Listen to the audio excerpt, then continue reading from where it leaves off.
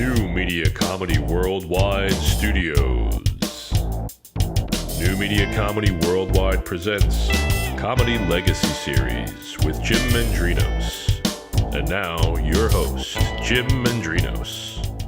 Hey everybody, thanks for coming in to the Comedy Legacy Series.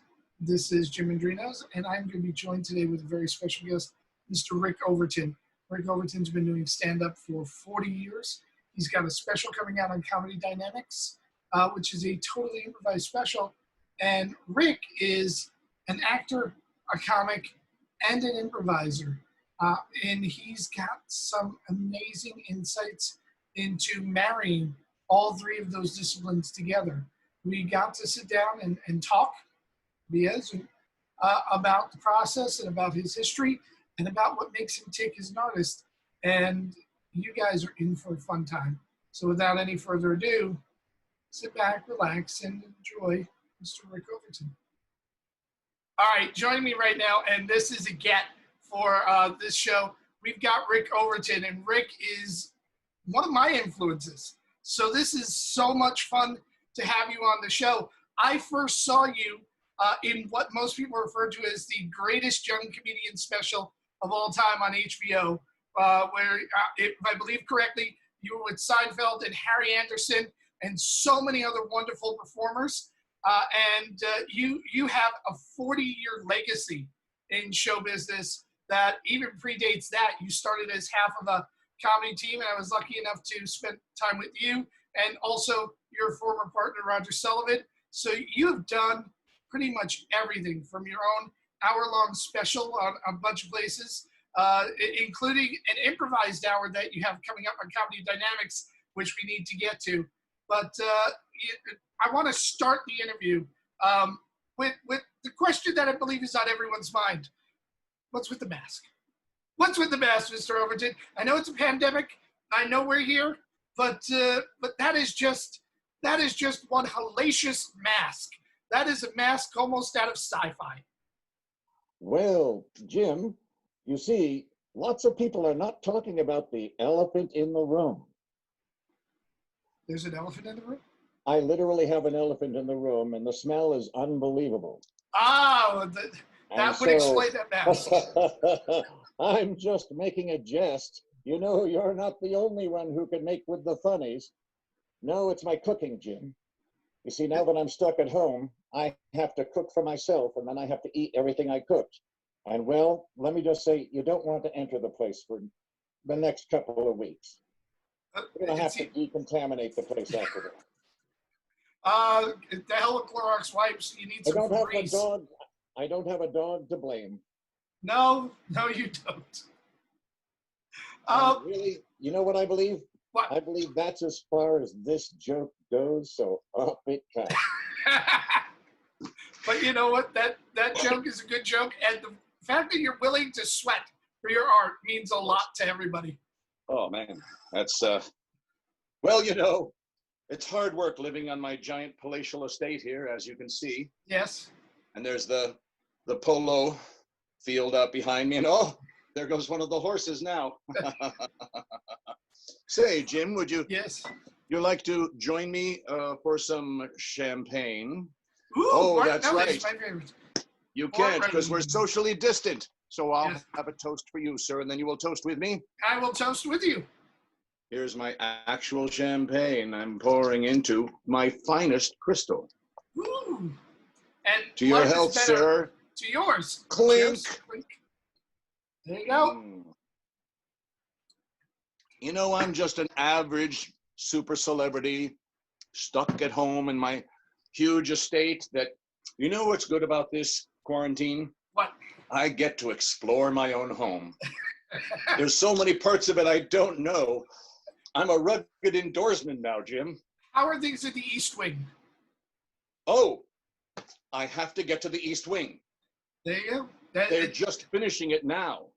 Oh my, and they're continuing construction in the pandemic. That is amazing. Oh, I work them year round like little elves. I want to talk about this because you were in the one movie that most mirrors what we're doing right now, Groundhog Day. You know, every day is incredibly the same at this moment. I want to talk to you about. That's a great analogy, Jim. That's a perfect analogy, man. It's Groundhog Day. Yeah, exactly. Wow. 1 million times over. I Yeah. want to talk to you about that because your scenes with obviously Bill Murray and Rick, those scenes were just so wonderfully improvisational. They were Yeah, so Harold Ramis, man. He's a Second City guy. And so he loved improv, and he said, let's play around with the car pulling up, and what do you got, you know? When a director says, what do you got? Yeah. It's like this 4 words that just, they're up there with, you know, I love you loads, or whatever it is. It's a big thing to hear. It's the same amount of trust and love as that. So when he allowed us to duke him in and Bill to come up with a shtick together, collaborating with Bill Murray, and I'm riffing with my pal Rick Dukeman in there in the cold night air of that was in Woodstock, Illinois. They weren't able to shoot in Pennsylvania. Punxsutawney was not a suitable location. So they went to Illinois and pretended it was Punxsutawney. Yep. So that's where we were. And yeah, we're coming up with all kinds of physical shtick to do. And Bill Murray he threw me the flapjacks line. Ah, it's a great line. Order some flapjacks. Because my angle was I'm almost at the edge of having to throw up the whole time. Yep. So it'd be funny if he orders food at the end of that, you know. So that was his angle. I thought, that's a great angle.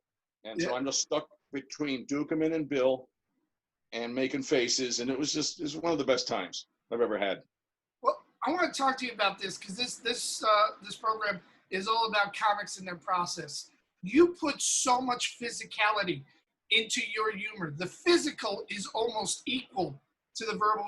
And dare I say, at times more. I remember an entrance you made at Gotham in New York City, where when they introduced you, you just ran clear across the stage, never stopped, never broke stride. You embrace the physical. What is that process to bring that into your art? You know, my comedy heroes had a lot of physicality in what they did. And you can even say Jonathan Winters had a lot of physicality. Look at what he did. Ton of physicality with acting out, and the arrows are hitting him, and he's the cowboy and he's the astronaut and all that stuff. And if he doesn't have any props, he held his hands to show you what the scene was and painted it instantly, you know. So it was painting. And so I love Dick Van Dyke. Finally got to meet him. Finally. Bucket list moment right there. Yeah. John Cleese. Super physical, because a lot of times a big guy has to watch his physicality, whereas a little guy can go all over the place and wag and fill a room with his hands. Like Oliver Hardy has to contract for his comedy. You know, he has to pull inward to not be intimidating. And then these other guys just kind of broke free out of that and stopped caring about those rules. And I kind of was in that transitional era when you could have heroes like Marty Feldman and, you know. The facial acting. The facial acting that Marty Feldman would do. In Young Frankenstein, it was all about the face. And a lot of silent film goodness. Yeah. In so much of it, you know. Now, does it require, on your end, because Peter Sellers. I just want to say Peter Sellers was the other hero who would, and it was some of my comedy heroes, they weren't stand-up comedy guys, though he did do some. He was doing a performance piece. I loved the way to commit to something that's absurdly out of place and not real with the reality of how you believe it in that moment. Yeah. Your commitment to it takes some of the absurdity, the hey, wait a second factor out, you know? Now, is that something you write into the process, or is that just your natural innate abilities? I think that's, if you recognize it in the work, you probably have some part of it within you, but you see the work done properly and it helps guide you. You don't have to do an exact copy of it to understand. you've been shown its rules. You've seen how it lays out and plays out. You see how other people react. So you see where it belongs. And that's really the dance when you're coming up with something that's going to innovate in a performance, is seeing what belongs is what was based on the past as what was considered to have belonged. And then how do you break that? And how far do you break it for? Oh, you went too far, and now no one gets what you're doing. And it's like any joke on a Sunday night when you got the yellow pad out, you know? Yeah. Oh, yeah. So I want to talk. Risk. Yeah. And the risk is always worth the reward, which I try and tell young comics. Even if you fail, the risk is always worth the reward. Yeah. Especially if you're in a low impact setting when you're doing it. Yeah. I want to Be talk. smart. Don't do it on the big audition night, you know. Which and have we not all done that, my friend? Oh yes, we have. Yeah, you don't tell me how to do this, man. I'm gonna try my new bit out for those guys. Oh, and it doesn't die. It goes okay, but just it's not good just enough. good enough that you can convince yourself on the drive home. Screw those guys. I know what I was doing. Yeah, Jimmy Brogan can tell you in great detail how I did that on a Tonight Show audition. I want to talk to Jimmy. I want to talk to you about, because you said rules, and that's a really great segue for you because your stuff is so improvisational and you work improvisationally. You have a whole special in Comedy Dynamics that you improvised an hour. How much does the rules and the structure, contribute to giving you the freedom to play? The rules are kind of basic things like a relatability factor within the bit. So it's not just your indulgence towards yourself. It is you're accommodating everybody else's perception of what you're doing up to a certain point. And that's that dance, that balancing act at all times. How far do I push your recognition of everything that's supposed to be, you laugh because you know what I'm talking about, and then that, oh, I surprised you. How much of a surprise? Too much of a surprise, no one gets it. Yeah. And back and forth. And that's a beautiful thing about doing set list. Set list, this creation of Troy Conrad's, is a game where there's a projection screen off to one side or the other, and you're standing there with a mic, cold crowd staring at you. You are not allowed to use your act, not one syllable. You can't use your regular act, the one you're always up there doing. If something shows up out of the past that wasn't current, all right, we'll let that one go. But as a rule, we're watching. Don't do anything we know. And so they project a topic, and it's not normal topics. Okay. It's weird things. It's blended words. And then you proctometrist was one of the ones they threw at me.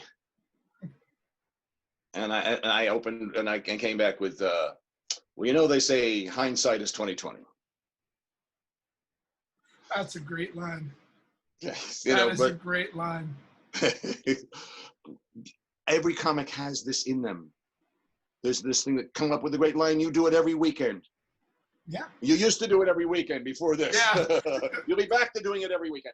Yeah. But, right now I'm doing it every Zoom show I get.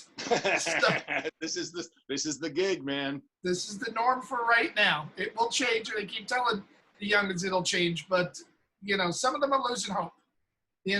We were very fortunate that we got to live through the boom. We got to live through the 80s boom. And we've seen a couple of busts in our times too.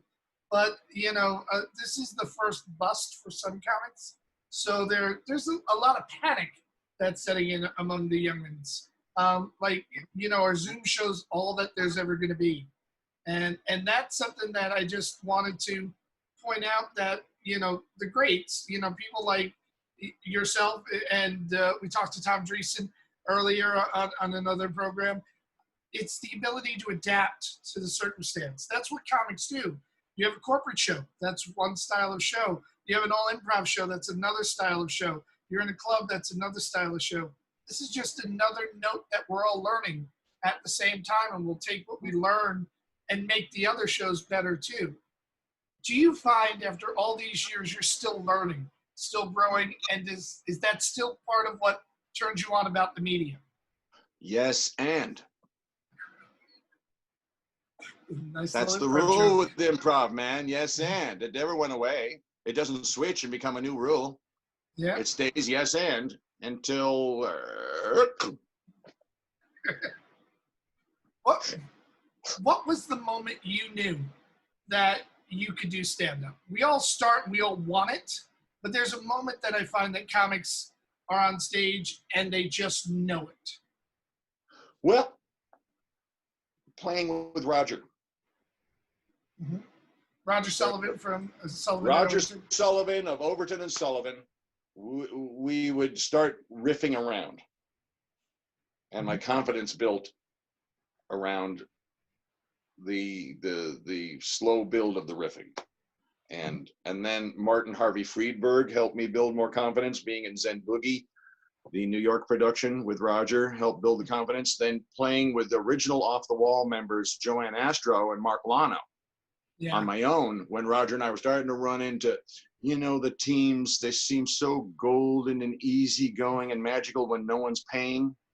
But the second there's a paycheck, you're a team. And a team only gets paid once for a time frame. They don't pay twice just because you're jammed into that amount of time. Yeah. So you got that long drive home arguing over whose premise is more important than whose punchline, and Yeah. and money just tears the team apart. It was art. It was art for a little while. When it was free, it was art. Let's talk a little bit about So- teams. Why do you think they fell out of favor in comedy? Money? That's one giant reason is, especially post the boom, teams were working almost more before the boom. They were a bigger deal before the comedy boom. Yeah. They started, and it all broke into the bigger the money being paid a solo. They're going, hey, well, what the hell about us? Well, hey, well, what the hell about me? Well, yeah, what about me? That's the snake, Money does change everything. It makes a different kind of argument. Every couple knows this deal. Yeah. It's the same story. We're just another form of couple. It's not romantic. It's Yeah. economic and artistic, but we fought like a couple, over the money stuff. Yeah. Now, post that, you were a team for a while. Then you had to reinvent as a solo artist. Did you find a different process when you were writing solo stand-up as when you were creating your team act? It was terrifying at first.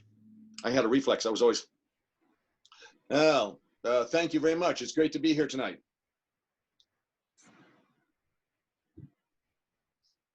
Right. Forgot. Reflex didn't remember. Roger's not there anymore. And so there were some nights when I had to improv save my ass, man. I didn't have enough of an act.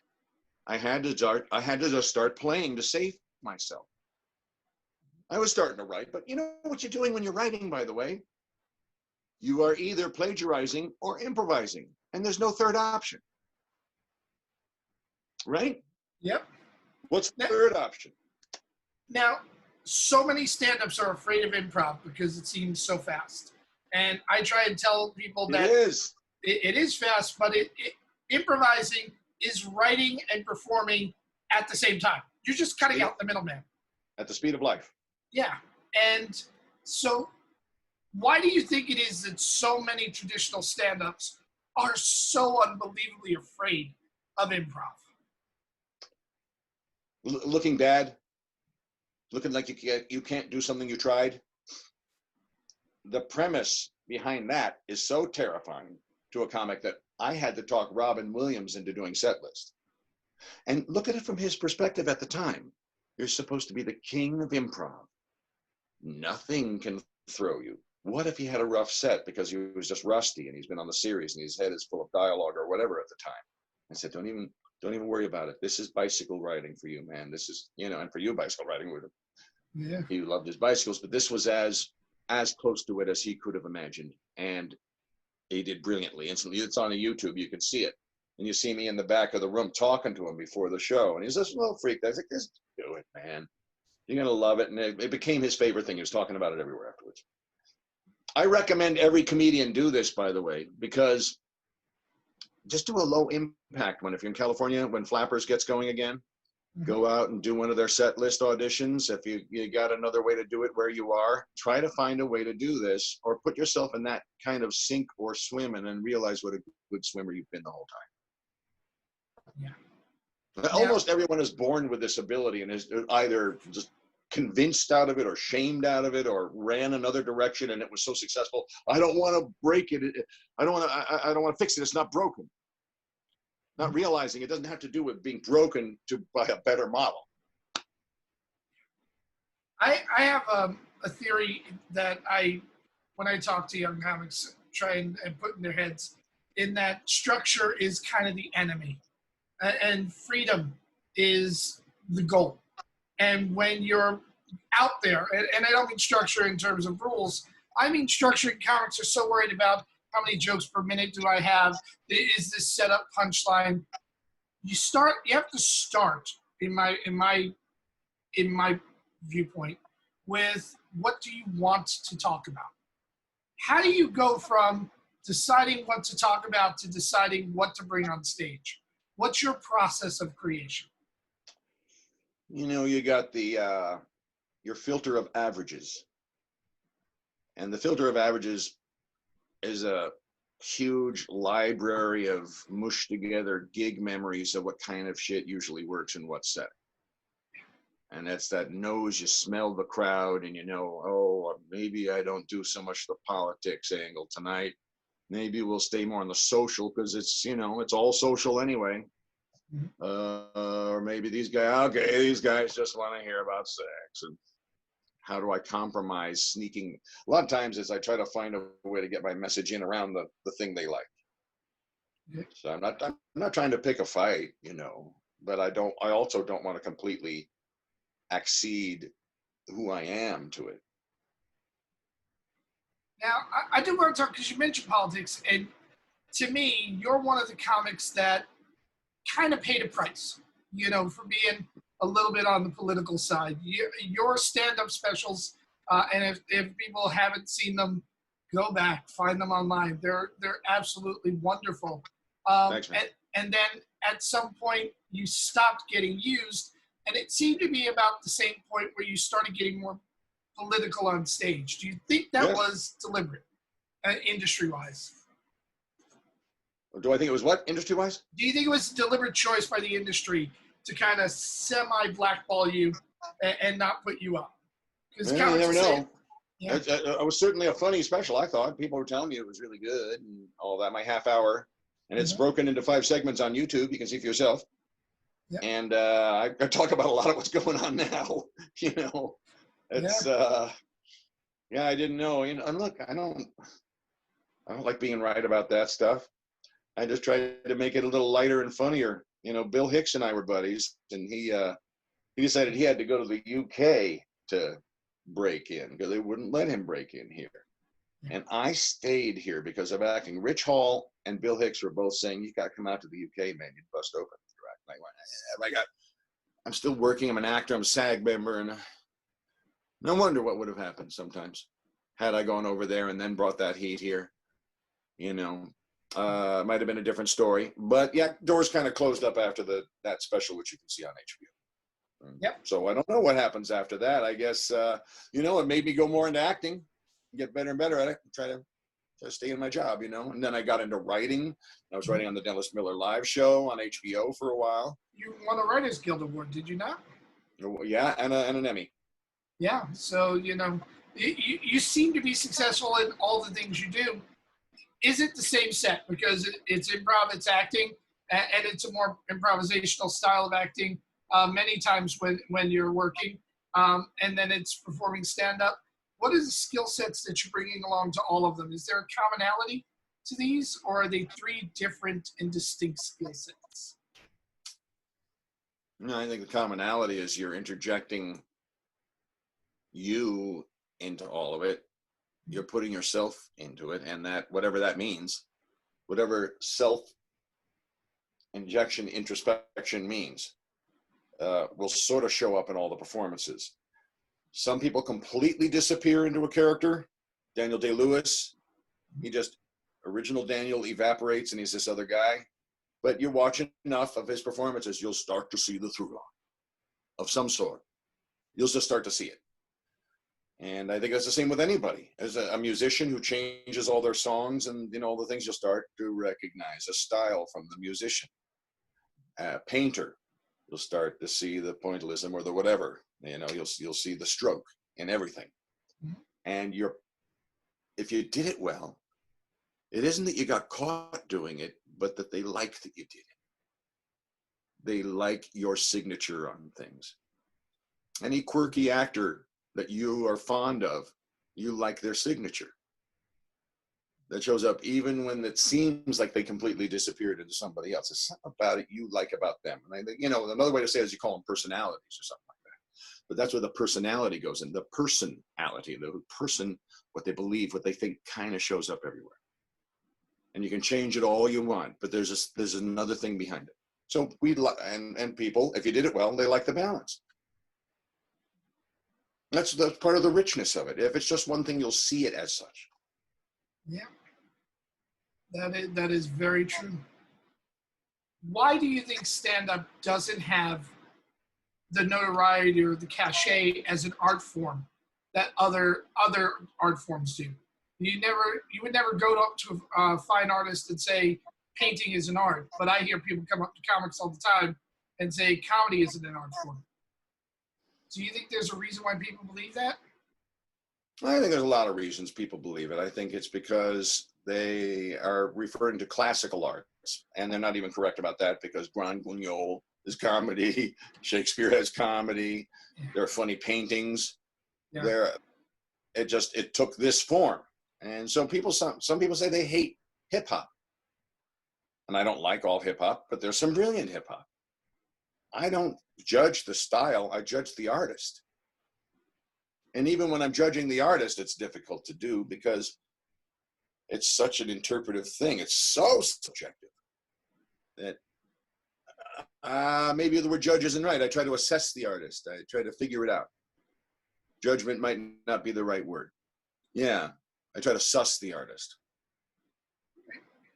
I really want to talk to you about this because you've got a unique perspective in that you are one of the more enlightened, socially enlightened people that I get to talk to on a regular basis. You genuinely care about other people and you genuinely care about their feelings. And that comes out in your art. It also comes out, I've been lucky enough to have a lot of conversations with you. It also comes out there. But we're also, you and I, veterans of the comedy boom in the 80s when things weren't as PC. And looking back on some of the old tapes, I know for me, I've seen a couple of things that I went, the 55-year-old Jim would have loved to have known what I know back then when I made that joke. How much of art do you think you can judge in retrospect? How much of the artist do you think you can judge in retrospect? I would just show you a couple of early animated cartoons. Yeah. From the 30s.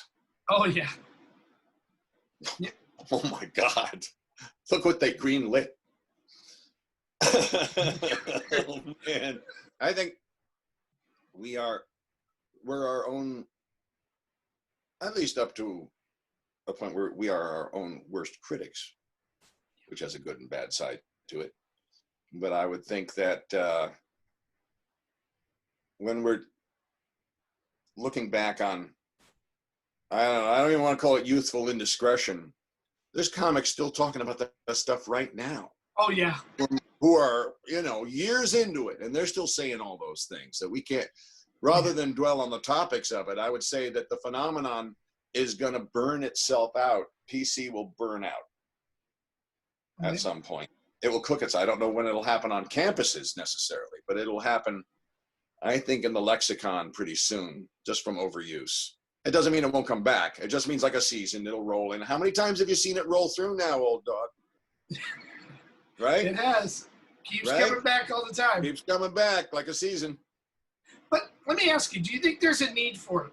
Do you think there's a need, and I'm not so much saying is there a need for PC, is there a need for artists to say to other artists, hey, you know what, this is permanent.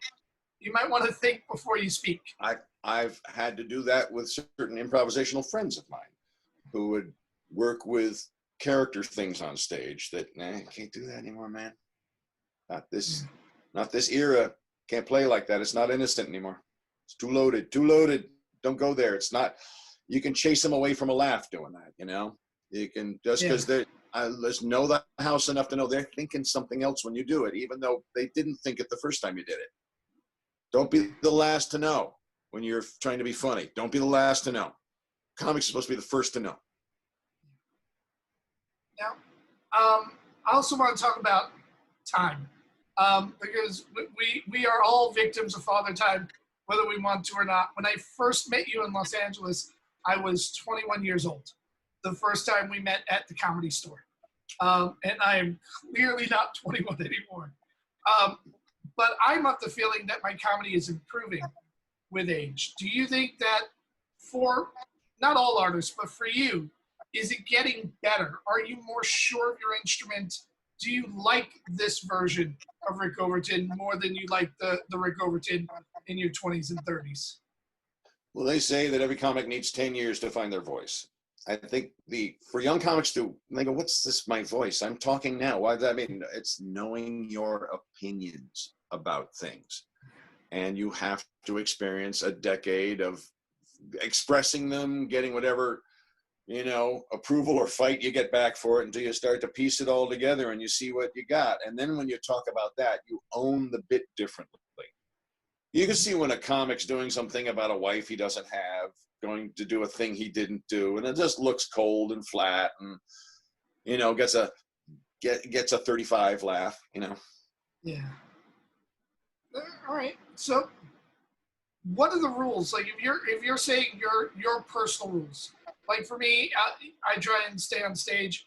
It needs to be honest experience. It needs to be something I'm passionate about. I don't want to talk about something just because the rest of the world says I should talk about it. What are the rules that you build your set around?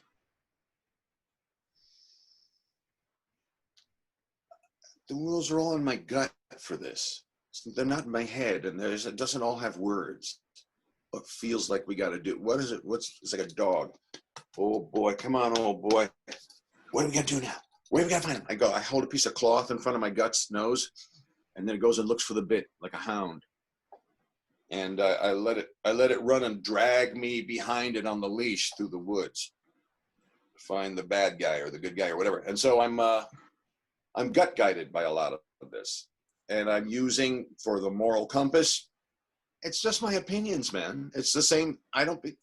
If I'm playing an opposite guy, it's because I'm doing it in an arch manner to say, hey, this is the opposite of what I think. And that's the joke. Or I'm just literal. And I'll speak figuratively about something I'm describing, but I'm literal about what I believe and who I'm projecting as me. So my beliefs are literal. Yeah, that's a good place to start. We've all seen a lot of comics that don't do that whatsoever. When I talk to people about process, for instance, I talked to Robert Klein about process, and he talks about. I just talked to him last night. Did you? Yeah. He's another really great human being to talk to. I was in tears the whole time. But he talks about, writing in a notebook, bringing it to the stage, shaping it on the stage, bringing it back, shaping it some more, and bouncing back and forth. Sure.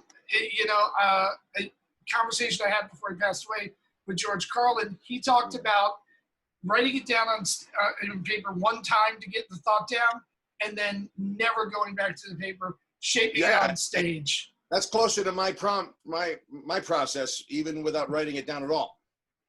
Then later I write it down after I saw it do nicely, and I'll take what did nicely, try to jot it down and see, can I mess with this? Does this go further? I try to run branches out. It goes this way. How funny is that? This way. Ding, ding, ding. Maybe a little further here, but only 2-3 lines further. There isn't a 15er here, Okay. And then other ones, this is a whole open plateau of things to talk about because of all the added subjects that drop on. Because otherwise you can go, I can add subjects to it, but it looks like I just went off the rails and I'm not really talking the original thing anymore. So there's a fake version of extending a bit. Yeah. It becomes unrelatable and it's out of your own grasp. You just talk yourself out of your bit. Yeah. Let's talk about that's a really great thing to mention to writers, because there are those tangents that logically connect and keep you rooted to the original concept, and that bit can go on as long as those tangents still hold form.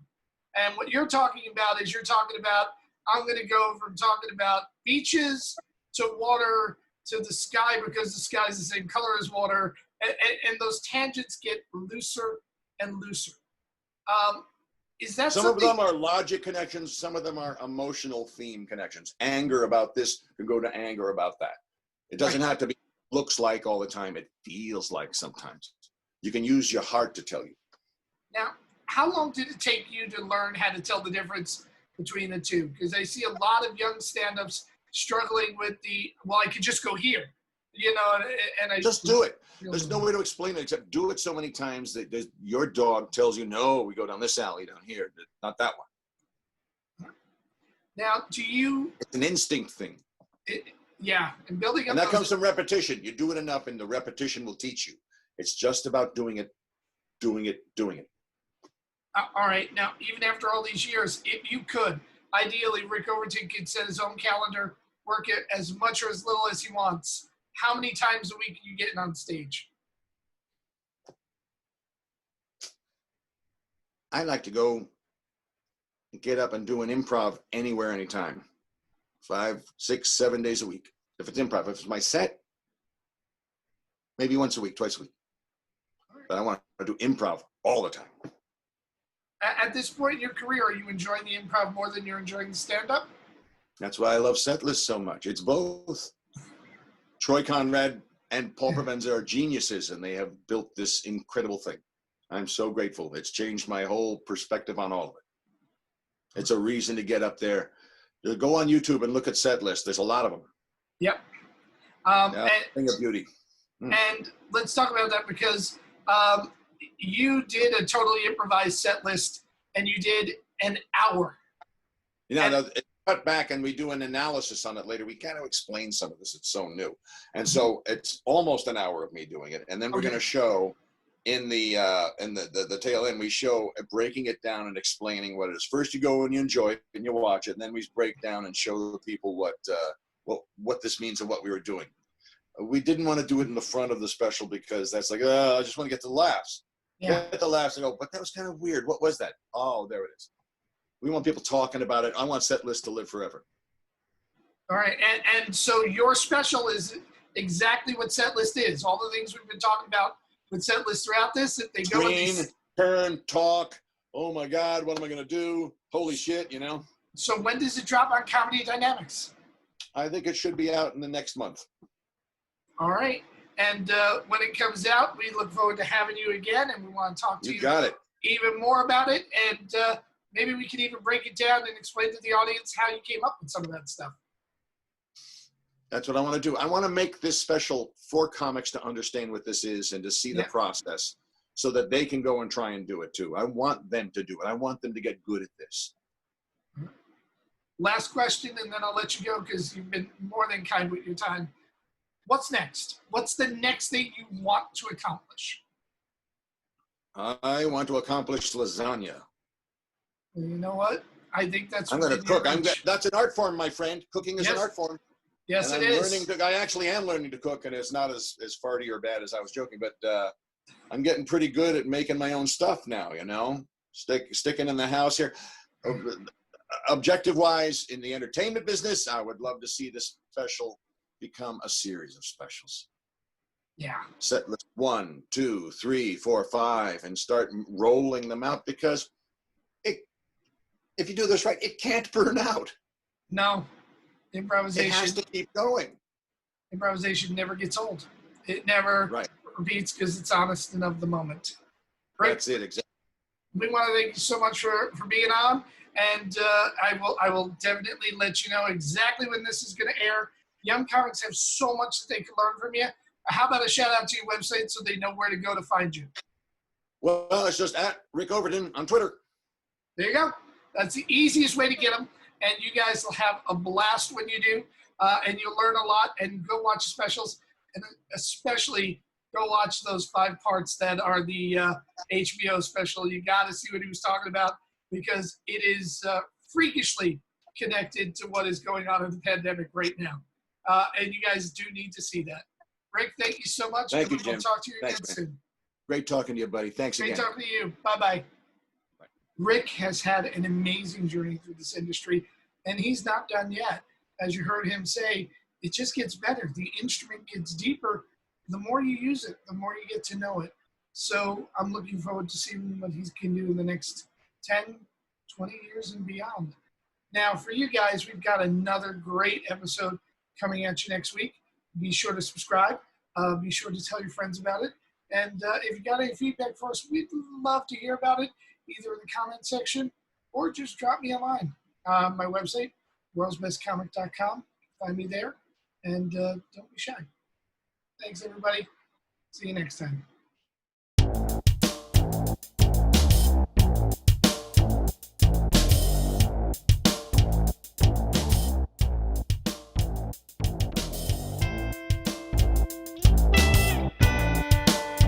This has been a New Media Comedy Worldwide production.